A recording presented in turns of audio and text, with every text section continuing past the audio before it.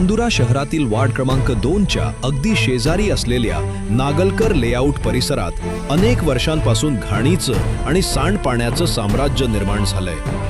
Ward क्रमांक 2 मधील नालीचे सांडपाणी थेट नागलकर लेआउट परिसरात जमा होत असल्याने नागरिकांना अस्वच्छता, दुर्गंधी आणि आजारांच्या धोक्याला सामोरं जावं लागत आहे। योग्य नाली व्यवस्थेअभावी पावसाळ्यात तर परिस्थिती अधिक गंभीर बनते। या घाणीमुळे मलेरिया, डेंग्यू आणि इतर संसर्गजन्य आजारांचा धोका वाढत आहे, तर लहान मुले आणि वृद्ध नागरिक यांना याचा सर्वाधिक त्रास सहन करावा लागतो। या समस्येकडे स्थानिक आमदार आणि नगरसेवक यांचं लक्ष गेलं असलं तरी अनेक वर्षांपासून कोणतीही ठोस कारवाई करण्यात आलेली नाही।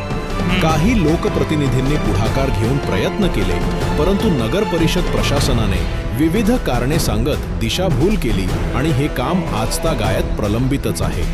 नांदुरा शहरात स्वच्छतेचे ढोल बडवले जात असले तरी नागलकर लेआउट मधील नागरिक अजूनही मूलभूत सुविधांपासून वंचित आहेत। नागरिकांचा सवाल आहे, अनेक वर्षांपासून आम्ही त्रस्त आहोत, पण आमचा आवाज कोण ऐकणार?